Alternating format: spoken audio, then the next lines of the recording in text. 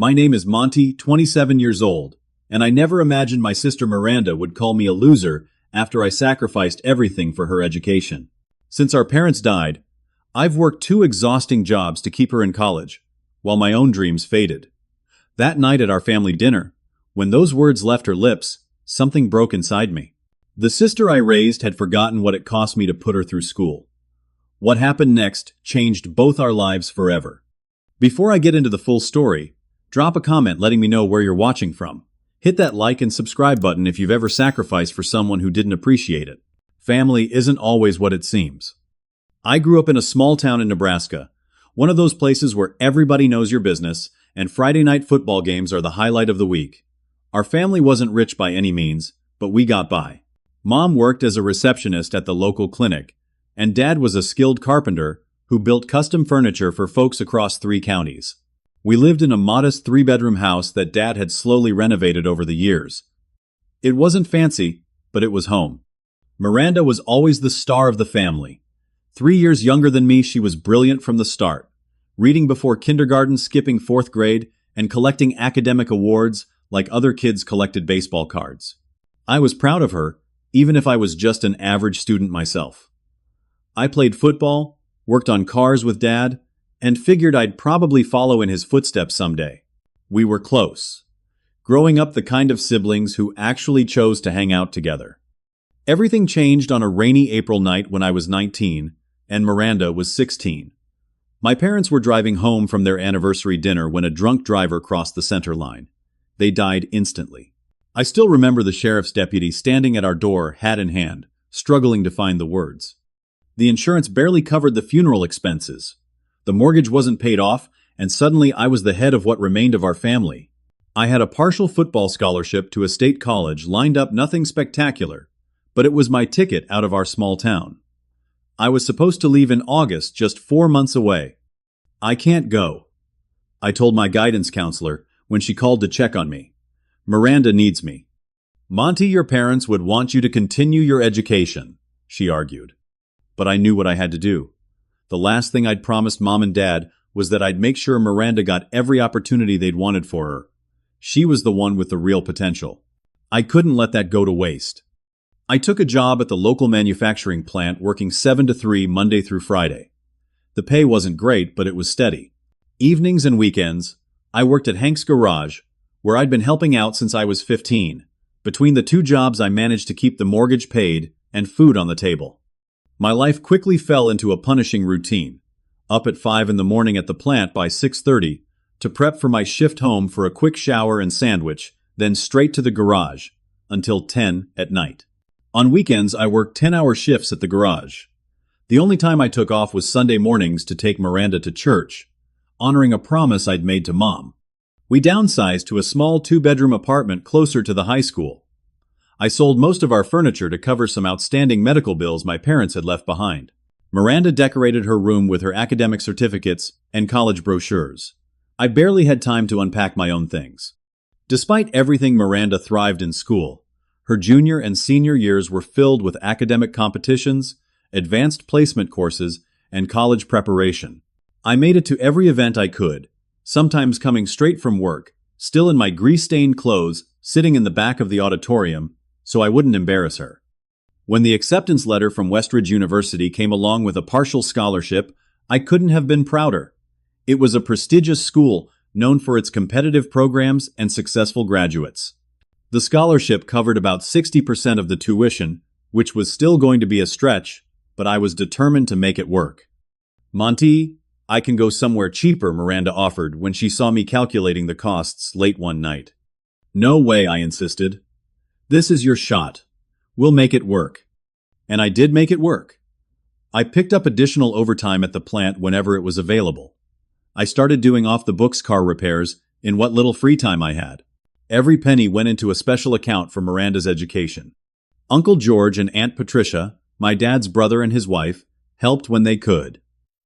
They lived about 2 hours away and would occasionally invite us for Sunday dinner. They offered to let Miranda live with them during high school, but I couldn't bear to split up what remained of our family. You're doing too much, Monty Uncle George would say. You're just a kid yourself. But I wasn't a kid anymore. I couldn't be. I had someone depending on me. Looking back, I can see the early warning signs of Miranda's changing attitude. During her senior year, she started making comments about how small our apartment was compared to her friends' houses. She became embarrassed when I picked her up from school events in my beat-up truck. Small things, really, but the beginnings of a pattern I was too exhausted to notice. The night before she left for college, we sat on our tiny balcony, sharing a pizza. "I'm going to make you proud," she promised. "All this sacrifice will be worth it." I believed her. I needed to believe her. Because the alternative was admitting that I had given up my own future for someone who might not appreciate it. "Just do your best," I said. "That's all that matters." What I didn't say was how much I hoped she would succeed where I couldn't, that her success would somehow justify my sacrifice. It was a burden I never should have placed on her even silently. But at 22, working 2 jobs and raising a teenager, I wasn't making the wisest emotional decisions. As I helped her pack up her things, I felt a mixture of pride and loss. The sister who had been my constant companion for the past 3 years was leaving. And despite all my efforts to give her everything, I couldn't help but wonder if I had done enough. Miranda's first year at Westridge University started with excited phone calls almost every day.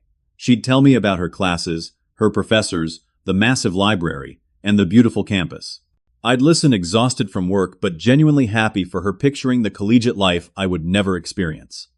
"Professor Keller says I have real potential." In economics, she gushed during one call.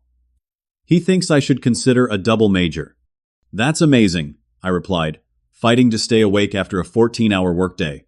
"Whatever you want to do, we'll figure it out." Those early calls often ended with genuine gratitude. "I couldn't do this without you, Monty. Thank you for everything."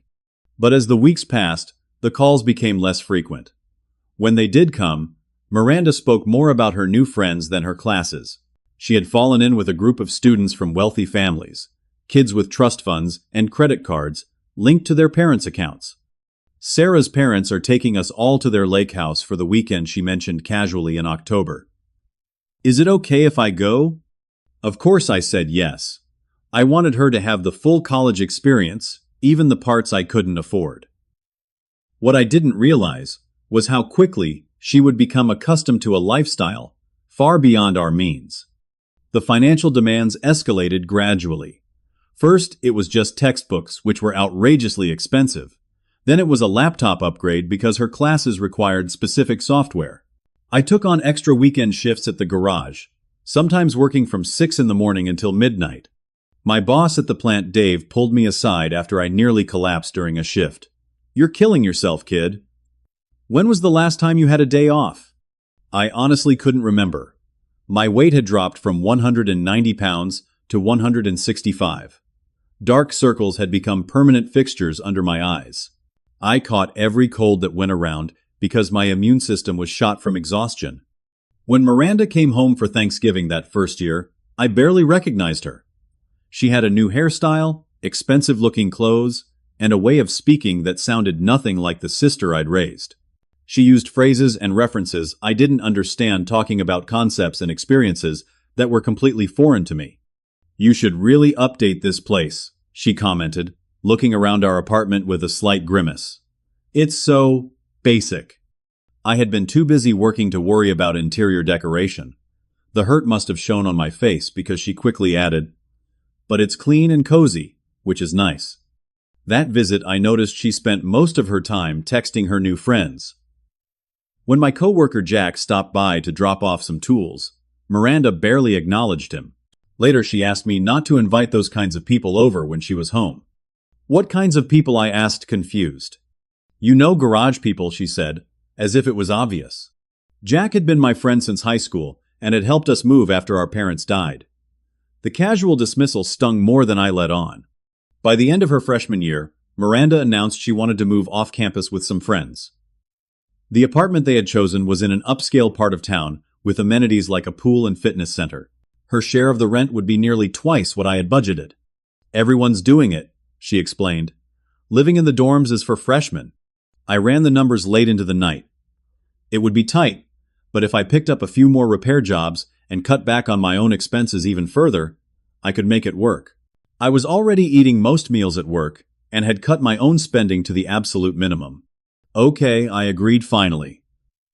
But you'll need to be careful with your spending. Miranda hugged me, promising she would be frugal. Looking back, I wonder if she had any concept of what frugal actually meant.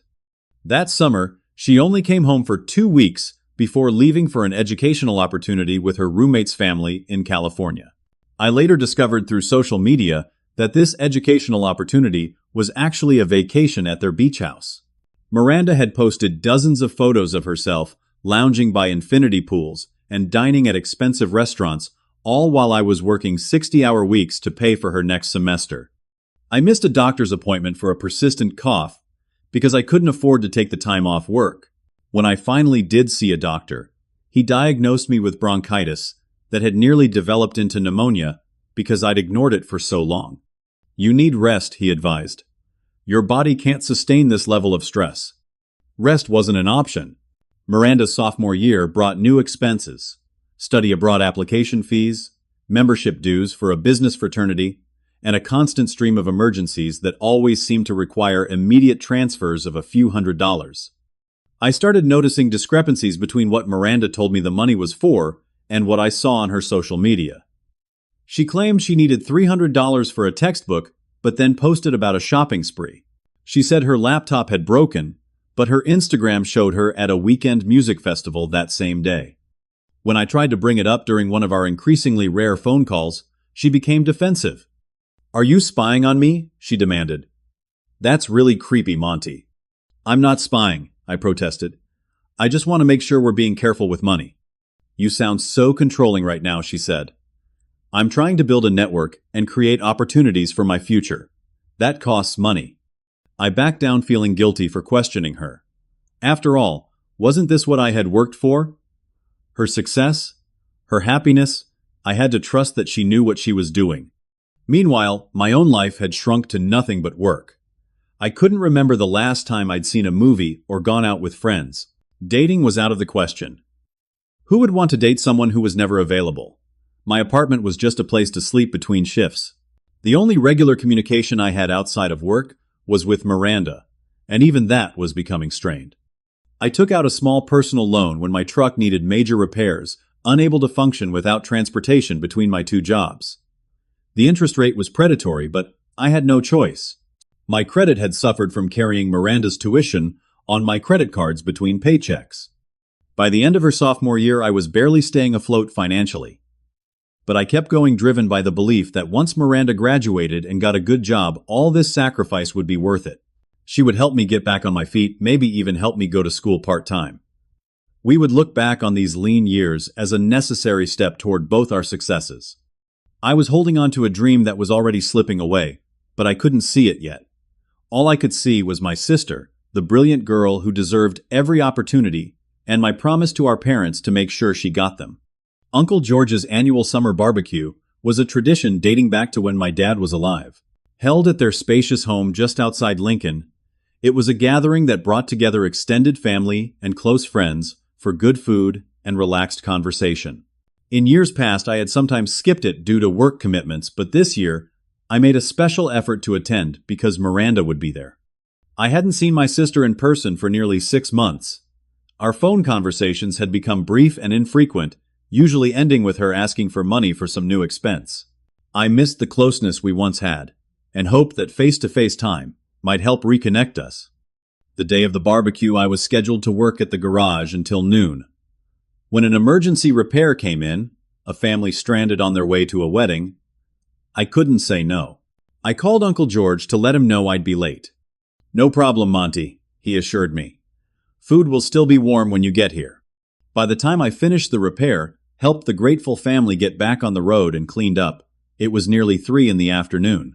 I quickly showered in the garage's small bathroom, changed into my cleanest jeans and a button-up shirt I kept in my truck for such occasions, and hit the road. I arrived at Uncle George's house just after 4, parking my beat-up truck next to a row of much newer vehicles. Miranda's roommate Taylor had given her a ride from campus, so her silver BMW was among them, a car provided by parents who were, according to Miranda, in finance. The backyard was alive with conversation and laughter when I walked around the house. Children played on the expansive lawn, while adults clustered around the patio with drinks in hand. I scanned the crowd for Miranda and spotted her near the pool, talking with our cousins Amber and Justin. My heart lifted at the sight of her. Despite everything, she was still my little sister, and I was immensely proud of her. She looked like she belonged in a magazine, dressed in what I assumed were designer clothes, her hair styled perfectly, gesturing animatedly as she spoke. I approached with a smile, but the way her expression shifted when she saw me sent a chill through my body. It wasn't happiness, or even neutral recognition. It was something closer to embarrassment, quickly masked with a tight smile. "Hey, Miranda," I said, reaching to hug her. She gave me a quick, stiff embrace, pulling back almost immediately. "You made it. We thought you might be working all day." "Wouldn't miss it," I replied, trying to ignore the coolness of her greeting. "How's everything going?" "Great," she said briefly, then turned back to our cousins. "Anyway, as I was saying, the internship opportunities through Professor Whitaker's connections are incredible. His former students are working at Goldman Sachs, Morgan Stanley, all the top firms." I stood there awkwardly for a moment, then excused myself to say hello to Uncle George, who was manning the grill. He greeted me warmly, handing me a cold beer and asking about work. Aunt Patricia insisted on fixing me a plate of food, commenting that I looked too thin. As I helped carry dishes to the patio table for dinner, I overheard Miranda telling Taylor and our cousins about a weekend trip to New York she was planning with friends. "The hotel is ridiculous," she was saying. $800 a night, but Sophie's dad is covering it.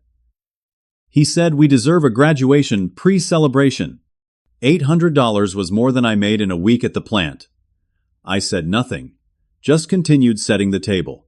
When everyone gathered for dinner, I found myself seated across from Miranda, with Uncle George at the head of the table. The conversation flowed around me as I quietly ate, too tired to contribute much. Miranda, however, was the center of attention, describing her classes, professors, and the prominent alumni who had spoken at recent campus events. "Your sister is quite the academic star," Aunt Patricia said to me proudly. I nodded. "Always has been." Uncle George turned to me. "And how about you, Monty? Dave mentioned you got that promotion at the plant." "Yeah," I said, somewhat surprised Dave had mentioned it. "Shift supervisor now. Better pay, slightly better hours. He's still working at that garage too," Miranda added before I could continue. "What is it? 8 years now?" "Almost 9, I corrected. "Hank's talking about retiring in a few years. Says he might consider selling me the business if I can pull together a down payment." Miranda made a sound that wasn't quite a laugh. "That's your big plan? Fixing cars forever?" I felt a flush of embarrassment, but kept my voice even. "It's good, honest work, and I enjoy it." She turned to our cousins. "This is why education matters, guys. I don't want to end up a loser working in a garage forever." The words hung in the air like a thunderclap. Conversation around the table stopped. I stared at Miranda, unable to process what I'd just heard. Had my sister, the person I'd sacrificed everything for, really just called me a loser? Uncle George cleared his throat uncomfortably. Aunt Patricia looked mortified. Our cousins suddenly found their plates fascinating. I felt a cold sensation spreading through my chest. 8 years of 60-hour weeks. 8 years of declining every social invitation. 8 years of putting my own dreams on indefinite hold. 8 years of stretching every dollar until it screamed.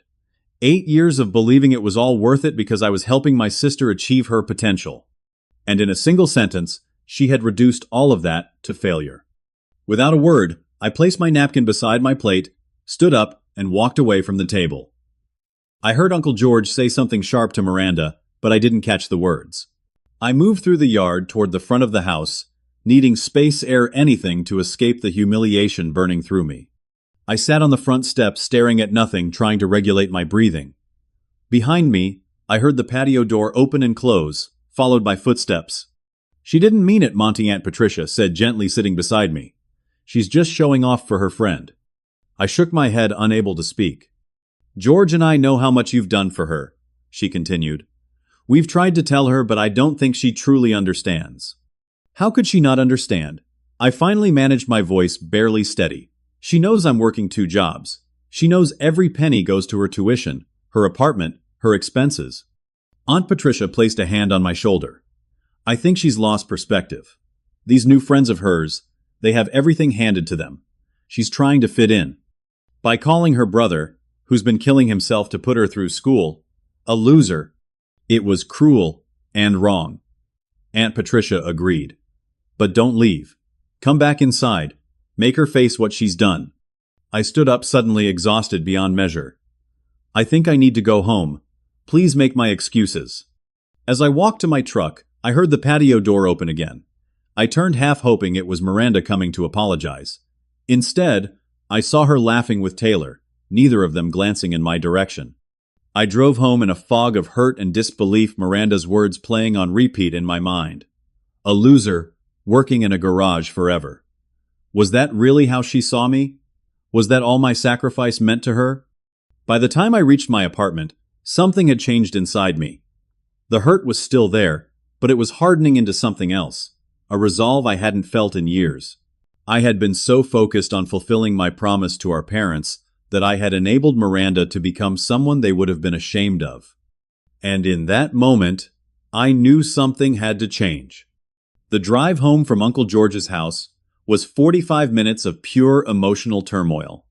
I replayed Miranda's words over and over, each repetition cutting deeper than the last. I don't want to end up a loser working in a garage forever. The casual cruelty of it spoken in front of family, in front of her friend, without a moment's hesitation, as if this opinion of me was so obvious, so established in her mind, that she didn't think twice about expressing it. Had she always seen me this way? Had my sacrifices meant nothing? Or worse, had they somehow contributed to her contempt? I pulled into the parking lot of my apartment building and sat in my truck, unable to summon the energy to go inside. The building was quiet, most residents likely out enjoying their Saturday evening. I hadn't enjoyed a Saturday evening in years. Saturdays were for catching up on repairs at the garage, doing laundry if I was lucky, and collapsing into bed. When I finally made it inside, I didn't bother turning on the lights. I just sat at my small kitchen table in the dark, my mind racing through years of memories. I remembered the day I'd helped Miranda move into her dorm carrying boxes up 3 flights of stairs because the elevator was broken. The pride in her eyes when she showed me around campus. The way she'd hug me before I left whispering, "I won't let you down." Somewhere along the way, that gratitude had transformed into entitlement and then into something worse, disdain. And I had been too busy working, too exhausted, too focused on keeping the money flowing to notice the change. Sleep was impossible that night. I paced my apartment, pulling out bank statements, credit card bills, and the ledger, where I tracked every expense related to Miranda's education. The numbers were staggering when viewed all at once. Tuition payments, housing deposits, textbooks, meal plans, emergency cash transfers, the loan I'd taken out last year when her scholarship decreased, the money I'd pulled from my meager savings to cover her summer program. By dawn, I had calculated that I'd spent over $120,000 on Miranda's education and living expenses over the past 3 years. $120,000 that I had earned through countless overtime shifts, weekend work, skipped vacations, and deferred dreams. $120,000 that had left me with $1,100 in my savings account, maxed out credit cards, and a small personal loan that still had $5,000 remaining to be paid off. Sunday morning, I called my friend Jack. We had been close in high school, but had drifted apart as my work schedule left little time for friendship. Still, he was one of the few people who understood my situation. She really said that Jack asked, disbelief evident in his voice when I told him about the dinner. Word for word, I confirmed. Man, I don't even know what to say. After everything you've done. I'm starting to think I've done too much, I admitted. Or maybe done it the wrong way. Jack was quiet for a moment. Have you seen her Instagram lately? No, why? I think you should check it out. I'll text you her username. When we hung up, I found Miranda's Instagram profile and began scrolling. What I saw left me speechless. Photos of Miranda at expensive restaurants, holding shopping bags from luxury stores, lounging at rooftop pools. Weekend trips to Chicago, a spring break vacation in Miami, brunches with bottomless mimosas.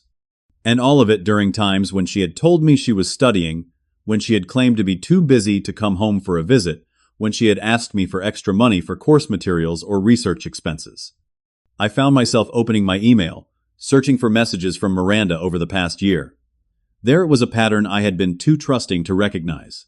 Requests for money, always with a plausible academic explanation, always with an urgent deadline, always with the promise that this was absolutely necessary for her education.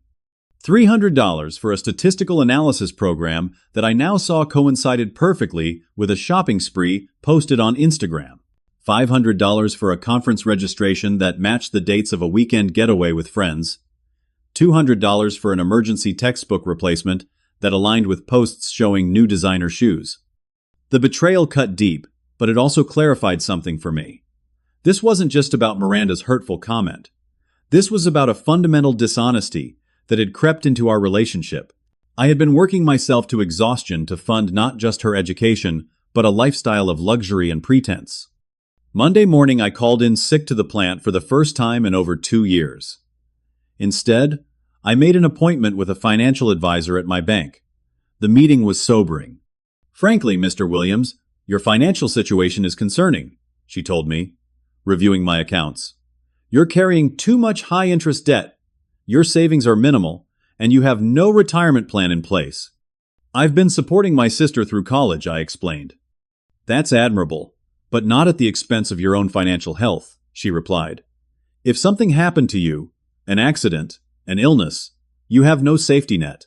And from what you've told me, it sounds like your sister would be unable to support herself if your assistance suddenly stopped." I left the bank with a clear understanding of just how precarious my position was.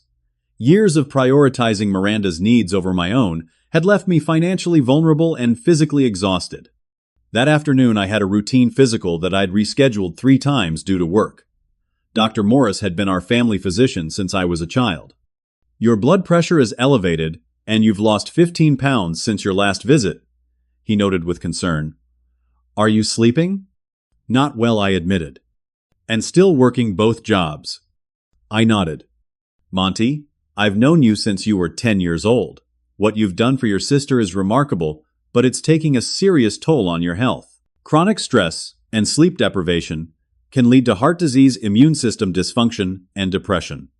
You need to make some changes before you end up in the hospital."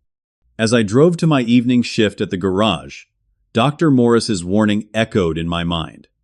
What was I doing to myself, and for what, to fund a lifestyle that Miranda had been lying about, to support someone who viewed me with contempt? I thought about our parents and what they would say if they could see us now. Would they want me to work myself into an early grave? Would they recognize the entitled, deceitful person their daughter had become? That night, I drafted an email to Miranda. I listed every payment I had made for her education, every sacrifice, every lie I had discovered. I detailed the state of my finances, my health, and the dreams I had put on hold. I explained that I could no longer support her financially, and that she would need to apply for student loans or find part-time work to cover her expenses going forward. I didn't send it. Not yet. Instead, I called the financial aid office at Westridge University and made an appointment to speak with an advisor. I needed to understand Miranda's options before I pulled the financial rug out from under her.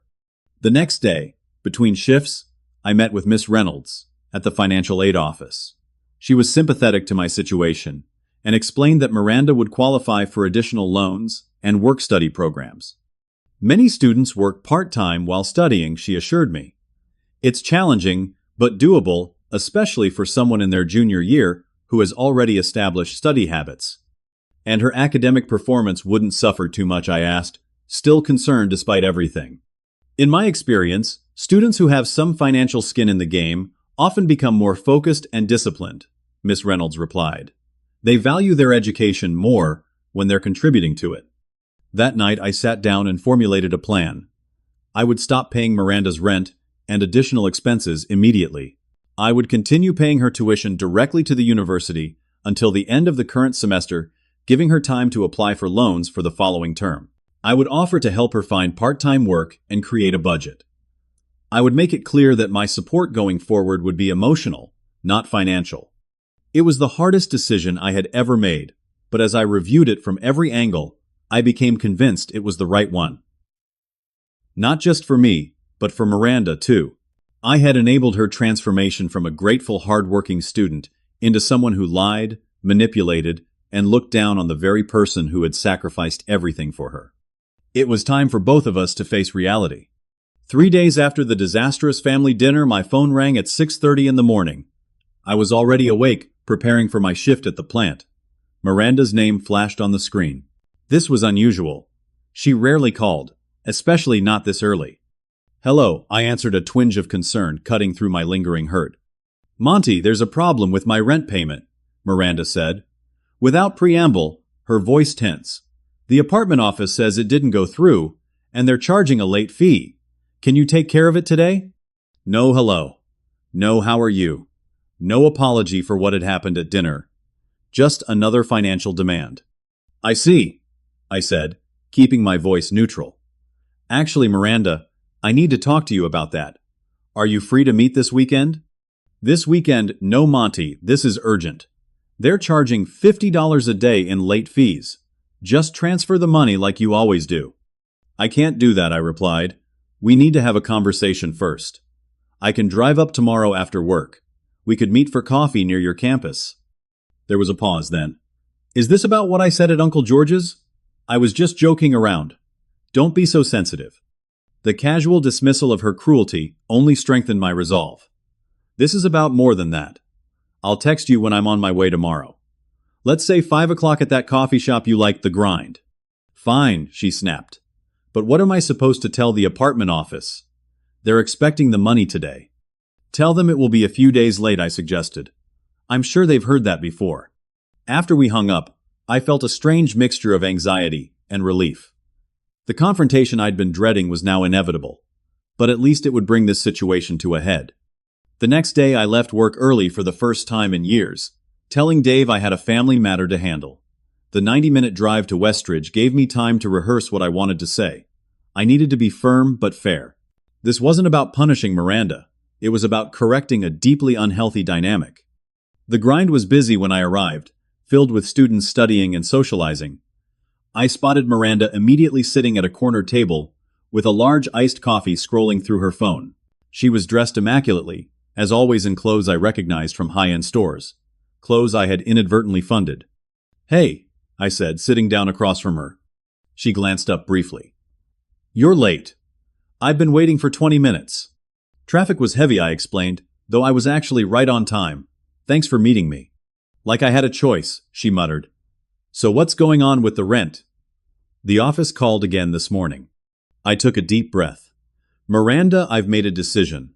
I'm not paying your rent anymore, or your credit card bills, or your shopping expenses, or any of the other emergencies that keep coming up." Her expression shifted from annoyance to disbelief. "What are you talking about? Is this some kind of joke?" "I'm completely serious," I said, maintaining eye contact. "I'll continue paying your tuition directly to the university until the end of this semester. After that, you'll need to apply for student loans, like most other students do." "You can't do that," she exclaimed loudly enough that several nearby students looked over. "We had an agreement. You promised you'd support me through college." "I promised to help with your education," I corrected. "Not to fund a lifestyle of luxury while you lie to me about where the money is going." Her face paled slightly. "What are you talking about?" "I've seen your social media, Miranda. The shopping sprees, the vacations, the brunches, all while you were telling me you needed money for textbooks and course materials." "You've been spying on me," she hissed. "It's a public account," I pointed out. "And that's beside the point. The issue is that you've been systematically lying to me while I've been working 60-hour weeks to support you." "I can't believe you're doing this to me," she said, her voice rising again. "What am I supposed to do? Live in a dorm like a freshman? Get some pathetic campus job?" "Those are both perfectly reasonable options," I replied calmly. "Most students work part-time. I've already spoken with the financial aid office. They assured me you qualify for additional loans and work-study programs." "You went behind my back to financial aid." Now she looked truly shocked. "How could you do that?" "I needed to make sure you would have options," I explained. "I'm not trying to derail your education, Miranda. I'm just no longer willing to sacrifice my health, my future, and my self-respect to fund your lifestyle." She stared at me for a long moment, then her expression hardened. This is about what I said at dinner, isn't it? You're punishing me because I hurt your feelings. What you said revealed how you truly see me, I acknowledged. But this decision is about more than that. It's about the fact that I've enabled you to become someone who lies, manipulates, and looks down on others, including your own brother. Our parents would be ashamed of how you're behaving. The mention of our parents was a low blow, but it was also the truth. Miranda's eyes filled with tears, but I couldn't tell if they were genuine or tactical. If you do this, she threatened, I'll tell everyone you abandoned me. I'll tell Uncle George and Aunt Patricia that you broke your promise. I've already spoken with them, I countered. They understand and support my decision. In fact, Uncle George thinks I should have done this a year ago. That seemed to knock the wind out of her sails momentarily. She hadn't expected me to have already secured the family support. Fine, she said after a moment, switching tactics. I'll get loans. I'll figure it out. But I can't possibly find a job and an affordable place to live before the end of the month. You have to at least cover this month's rent. I had anticipated this request and had already decided my response. I'll pay this month's rent directly to the apartment office, not to you. That gives you 30 days to find work and alternative housing. The university has affordable student apartments available mid-semester for hardship cases. Those apartments are tiny and gross, she protested. They're actually quite nice. I corrected her, having toured one during my visit to the financial aid office, and they're within walking distance of your classes. Miranda's phone buzzed with a text. She glanced at it, then back at me. It's Taylor. She wants to know if everything's okay with the rent, because she needs to know if she should find a new roommate. That's between you and Taylor, I said. But yes, you should probably let her know you'll be moving. This is so humiliating, Miranda whispered, genuine distress finally breaking through her anger. Everyone will know. I can't afford to live there anymore. For the first time since sitting down, I felt a pang of sympathy. It's only humiliating if you've been pretending to be something you're not. There's no shame in being a student on a budget. Most of your classmates are in the same boat. Not my friends, she insisted. Then maybe you need different friends, I suggested gently. Ones who value you for who you are, not what you can spend. We sat in silence for a moment, the reality of the situation sinking in for both of us. Finally, Miranda looked up at me, a calculating gleam in her eye. What if I promised to be more careful with money? No more shopping, no more expensive outings, just the essentials. Could you keep paying the rent then? No, I said firmly. This isn't just about the money, Miranda. It's about responsibility and honesty. You've been lying to me for years, and until there are consequences, that behavior won't change. So that's it, you're just cutting me off. Her voice cracked slightly. I'm changing the nature of my support, I corrected. I'll still be your brother. I'll still help you navigate financial aid, find work, create a budget. I'll still be there for emotional support and advice. But the blank checks are done. Miranda gathered her things abruptly. I need to go. I have to figure out what I'm going to do now that you've ruined everything. As she stood to leave, I said, Miranda, this doesn't have to ruin anything. It could be the beginning of you taking control of your own life, making your own way. I think you're capable of much more than you realize. She paused, looking down at me, with an expression I couldn't quite read. You know what, Monte? Maybe you're right. Maybe I don't need your money anymore. Maybe I don't need you at all. With that, she turned and walked out of the coffee shop, leaving me alone with my thoughts and a strange mixture of guilt, sadness, and, unexpectedly, relief. That night, my phone exploded with texts from Miranda's roommates accusing me of abandoning my sister and forcing her into an impossible situation. I didn't respond to any of them. Then came a series of increasingly desperate messages from Miranda herself, cycling through anger, guilt-tripping, and finally bargaining.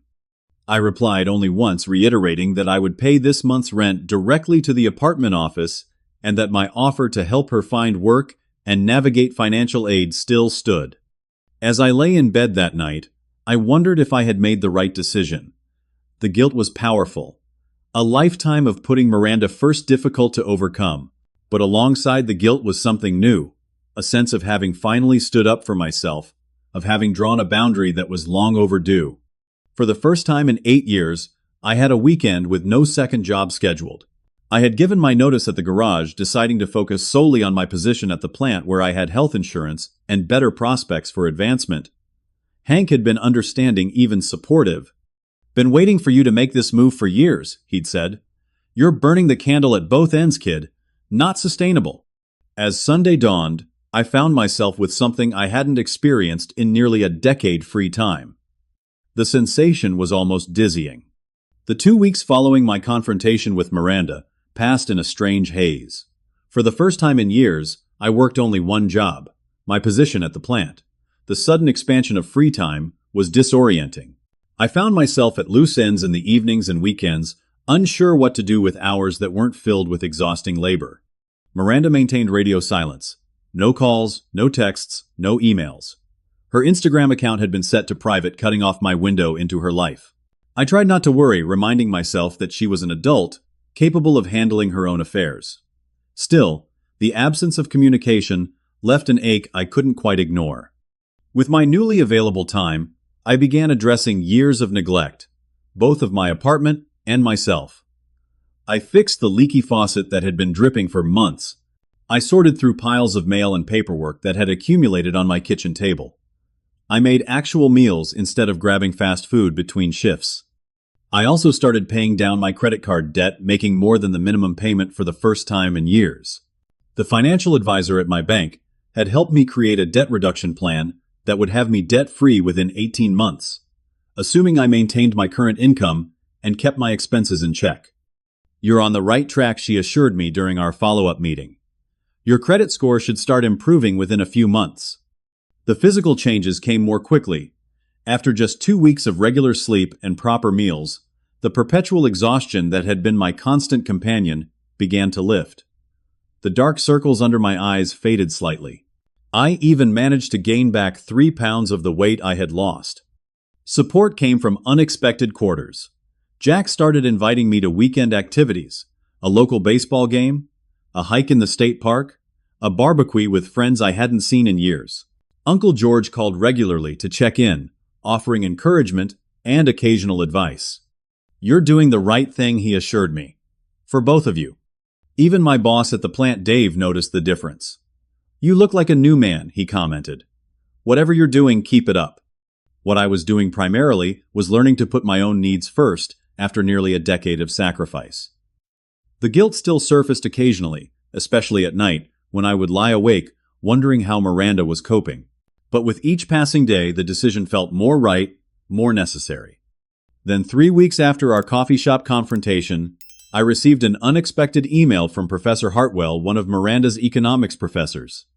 "Mr. Williams," it began, "I hope you don't mind me contacting you. Your sister listed you as her emergency contact. I've noticed some concerning changes in her attendance and participation over the past few weeks, and I wanted to reach out. Miranda has been one of my most promising students, and this sudden shift is worrying. If there's anything I should be aware of that might be affecting her studies, I would appreciate knowing." I responded carefully, thanking him for his concern, while respecting Miranda's privacy. I explained that there had been some family financial adjustments that might be causing her stress, but that I believed she had the resilience and intelligence to adapt. His reply came quickly. "I understand. Financial pressures affect many students. I've suggested Miranda speak with our financial aid office about work-study opportunities. She has tremendous potential, and I would hate to see it derailed." The email exchange left me both concerned and oddly reassured. Miranda was struggling, yes, but she had resources, professors who cared, a university with support systems, and her own considerable abilities. That same week, I scheduled my first therapy session. It was something I had considered for years, but had always dismissed as an unnecessary expense. Now, with more time and slightly more financial flexibility, I decided it was an investment worth making. Dr. Lisa Chen specialized in family dynamics and caregiver burnout. During our first session, she listened attentively as I described my relationship with Miranda, our parents' death, and the sacrifices I had made. "What you did for your sister was extraordinarily generous," she said when I finished. "But it sounds like somewhere along the way, healthy support transformed into something more problematic. Codependency." I suggested, having researched the term. She nodded. "That's one way to describe it. You've been defining your worth primarily through your ability to provide for Miranda while she's come to expect your sacrifice as her due. Breaking that pattern is difficult but necessary for both of you. Over the following weeks, these therapy sessions became a crucial part of my recovery process. Dr. Chen helped me navigate the complex emotions, guilt, resentment, grief, and hope that accompanied this major life change. Meanwhile, through the university grapevine and occasional updates from Professor Hartwell, I learned that Miranda's life had undergone significant upheaval. She had moved out of her luxury apartment into university housing. She had taken a part-time job at the campus bookstore. Her social media presence, according to Jack, who could still view her accounts, had diminished considerably. Approximately 3 months after our confrontation, I received a lengthy email from Miranda. Unlike her previous communications, this one contained no demands or manipulations. Instead, it was filled with anger and blame. "You've ruined everything," she wrote. "My friends barely talk to me anymore now that I can't go out with them. I had to sell my designer bags to cover expenses. I'm working 20 hours a week at a minimum wage job, which is humiliating and exhausting. I don't know how you expect me to maintain my GPA while living like this. I hope you're happy with what you've done to my life." I read the email multiple times, discussing it with Dr. Chen during our next session. Together, we crafted a response that was supportive without being enabling, firm without being cruel. "I understand this transition is difficult," I wrote back, "and I'm sorry for the pain you're experiencing, but I believe in your ability to adapt and grow through this challenge.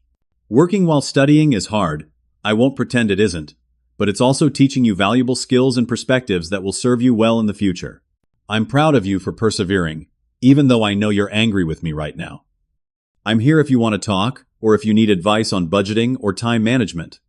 I love you, Miranda. That hasn't changed." She didn't respond immediately. In fact, weeks passed with no word. I continued my own healing journey, gradually rebuilding a life that wasn't centered entirely around work and sacrifice. I enrolled in a business management night course at the local community college, taking the first small step toward the education I had deferred for so long. I reconnected with old friends and even went on a few dates. Awkward at first after so many years of self-imposed isolation, but increasingly enjoyable as I remembered how to engage with people socially. My health continued to improve. Regular sleep, better nutrition, and reduced stress worked wonders. Dr. Morris was pleased with my progress during my follow-up appointment. "Your blood pressure is back in the normal range," he noted, "and you've regained most of the weight you lost. How are you feeling?" "Better," I admitted. "More like myself, I think." It was nearly 4 months after our confrontation when Miranda finally called. It was a Sunday afternoon, and I was doing laundry, a mundane task that no longer had to be squeezed between exhausting work shifts.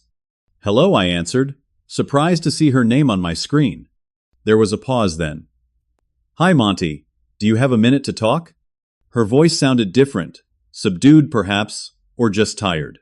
"Of course," I replied. "How are you?" "Managing," she said after a moment. "It's been an adjustment." "I can imagine," I said, keeping my tone neutral. Another pause, longer this time. "Then I've been thinking about what you said, about Mom and Dad being ashamed of how I was behaving." My heart clenched. "Miranda, that was harsh. I shouldn't have." "No," she interrupted. "You were right. I've had a lot of time to think these past few months. Working at the bookstore, living in a tiny dorm room, taking the bus instead of Ubers. It's given me perspective." I waited, sensing she had more to say. "I didn't realize," she continued, her voice catching slightly, "how much you were doing. How hard you were working. Not really. It was just normal to me. The money was always there when I needed it, and I never thought about what it cost you." "I didn't want you to worry about it," I admitted. "I wanted you to focus on school." "That's just it, Monty. I wasn't focusing on school. I was focused on fitting in with people whose parents are wealthy, on living a lifestyle I hadn't earned. My grades last semester were the worst they've ever been." "And now?" I asked. "Better," she said. "Much better, actually. It turns out I study more when I can't afford to go out every night." She attempted a small laugh, but it fell flat. "Anyway, I didn't call to dump all this on you. I wanted to say I'm sorry. For what I said at Uncle George's, for how I treated you, for all of it." The apology, so long awaited, washed over me like a wave. Thank you, I said simply. That means a lot. I don't expect you to start paying for everything again, she added quickly. I'm actually kind of proud of figuring things out on my own. But I miss you, Monty. I miss my brother. I miss you too, I admitted. And I'm here whenever you want to talk. It wasn't an instant reconciliation. There was too much hurt, too many habits to break, too much growth still needed on both sides. But it was a beginning, a fragile bridge across the chasm that had opened between us. As the weeks passed, our communication gradually increased. Short texts evolved into regular phone calls. We shared small victories and everyday challenges. I told her about my community college course. She told me about a research project that had caught her professor's attention. Slowly, tentatively, we were finding our way back to being siblings rather than benefactor and dependent. It wasn't always smooth, and there were occasional flare-ups of old patterns. But with each honest conversation, each respected boundary, we moved closer to a healthier relationship. And in that process, we both began to heal. 1 year after the fateful family dinner that had changed everything, I stood in the driveway of my new home, a modest 2-bedroom house I had purchased, with a small down payment, saved over months of single-job living and careful budgeting. It wasn't fancy, but it was mine, the first real investment I had made in my own future in nearly a decade. The promotion to garage manager had come through at the plant, bringing better pay and more regular hours. I was halfway through my associate's degree in business management, taking classes 2 evenings a week. My health had fully rebounded. I had regained all the weight I had lost. The chronic exhaustion was gone, and for the first time in years, I actually had energy to spare at the end of the day. Miranda was coming for the weekend. Her first visit since our relationship had begun to heal. We had maintained regular contact over the past months, rebuilding our connection one conversation at a time. She was now in her senior year, working part-time at the university library, a job she had secured through her own merit, and living in affordable student housing. When her bus arrived at the station, I was waiting. She stepped off carrying a weekend bag, looking both familiar and changed. Gone were the designer clothes and carefully curated appearance.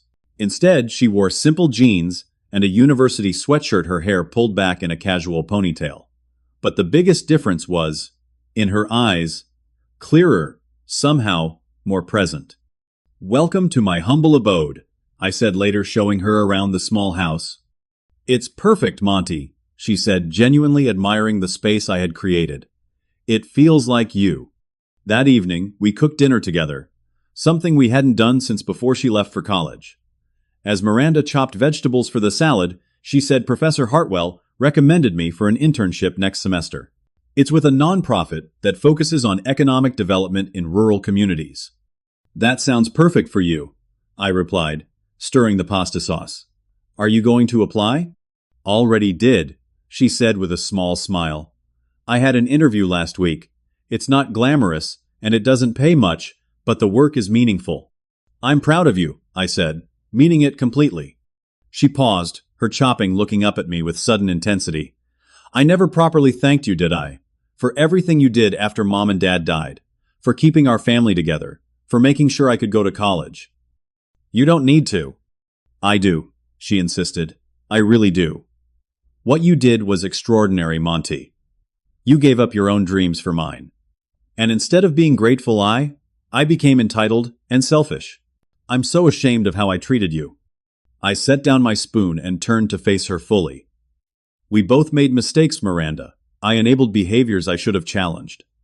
I martyred myself in ways that weren't healthy for either of us." "Still," she said, "I need you to know that I understand now. I understand the sacrifice you made, and I'm going to spend a long time making it up to you." "You don't need to make anything up to me," I assured her. "Just live a good life. Be someone Mom and Dad would be proud of. That's all I ever wanted." She wiped away a tear and nodded. "I'm trying." Later that night, after dinner had been eaten and dishes washed, we sat on the small back porch of my new house, looking up at the stars. "Do you remember how Dad used to point out constellations?" Miranda asked softly. "Every summer night we could," I confirmed. "He knew all of them." "I wish they could see us now," she said. "I think they'd be relieved that we figured things out, don't you?" "I do," I agreed. though they probably would have hoped we'd find an easier way to learn these lessons. Miranda laughed.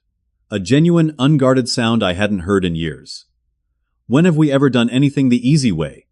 The weekend passed quickly, filled with simple pleasures. A hike in the nearby state park, a movie night with popcorn, long conversations that ranged from reminiscing about our parents to planning for the future. By the time I drove her back to the bus station on Sunday, something fundamental had shifted between us. The wounds hadn't completely healed, but they had begun to scar over, no longer raw and bleeding. "Text me when you get back to campus," I said, as we waited for her bus. "I will," she promised. Then unexpectedly she hugged me, not the quick, perfunctory embrace of recent years, but a real hug, tight and meaningful. "Thank you for not giving up on me even when I was at my worst." "You're my sister," I said simply. That doesn't change even when things get complicated. As I watched her bus pull away, I reflected on the journey of the past year. The pain of that family dinner had been excruciating but necessary, a catalyst for change that had ultimately saved both of us from destructive patterns. In the months that followed, Miranda and I continued to strengthen our relationship, finding a new equilibrium based on mutual respect rather than financial dependency. She graduated with honors, accepted a position with the nonprofit where she had interned, and moved into a small apartment with a classmate who had become a true friend, someone who valued her for who she was, not what she could spend. I completed my associate's degree and enrolled in a bachelor's program in business administration, taking classes while continuing to work at the plant. The management skills I was learning helped me advance further in my career, eventually securing a position as operations supervisor with better pay and more responsibility. The financial sacrifices I had made for Miranda's education meant that my own path was slower, more measured. But there was a satisfaction in building my life deliberately, brick by brick, that I hadn't anticipated. At the holiday gathering at Uncle George's house that year, the same setting where Miranda had called me a loser 18 months earlier, she stood to make a toast. "I want to thank my brother Monty," she said, raising her glass and looking directly at me. "When our parents died, he put his entire life on hold to make sure I could pursue my dreams. He worked 2 jobs, sacrificed his own education, and never complained. I didn't appreciate it at the time. In fact, I was shamefully ungrateful. But I understand now what an extraordinary gift he gave me, and I will spend the rest of my life trying to be worthy of that sacrifice." The room fell silent as she finished, emotion thick in the air. Uncle George cleared his throat, raising his own glass. "To Monty," he said simply. "To Monty," the family echoed. I felt a warm flush of embarrassment mixed with pride. The recognition was nice, but more important was the genuine change I saw in my sister. The growth, the perspective, the gratitude that came not from obligation, but from true understanding. Later that evening, as we helped clear the dishes, Aunt Patricia squeezed my arm. "Your parents would be so proud of both of you," she said. "Not just for what you've accomplished, but for how you've grown through difficulty." Her words stayed with me, a reminder that success isn't measured solely by degrees or job titles or bank balances. Sometimes it's measured by the ability to face hard truths, to adapt, to forgive, and to build something new from the ashes of what was lost. The journey hasn't always been easy. There are still moments when old resentments surface, when I question decisions made or paths not taken. But these moments have become less frequent, less powerful. I've learned that sacrifice, while noble, needs boundaries to remain healthy. That helping others is important, but not at the complete expense of self. That true love sometimes means allowing people to face consequences rather than shielding them from every hardship. Most importantly, I've learned that it's never too late to recalibrate, to set new boundaries, to demand respect, to change course. The years I spent supporting Miranda weren't wasted. They shaped both of us, taught us valuable lessons, and ultimately led us to more authentic versions of ourselves. As I sit here in my home office working on the final paper for my bachelor's degree, something I once thought I'd never achieve, I realize that what seemed like the worst moment of my life, that devastating dinner where my Wonner-Prot sister called me a loser, was actually the beginning of something better. A catalyst for change that was painful but necessary. Sometimes the greatest gifts come disguised as our deepest wounds. Have you ever had to set difficult boundaries with someone you love? How did it change your relationship? I'd love to hear your stories in the comments below. And if this story resonated with you, please hit that like button, subscribe to my channel, and share with someone who might need to hear that it's never too late to stand up for yourself. Thank you for listening. And remember, sometimes the hardest decisions lead to the most important growth. Take care of yourselves, and I'll see you in the next video.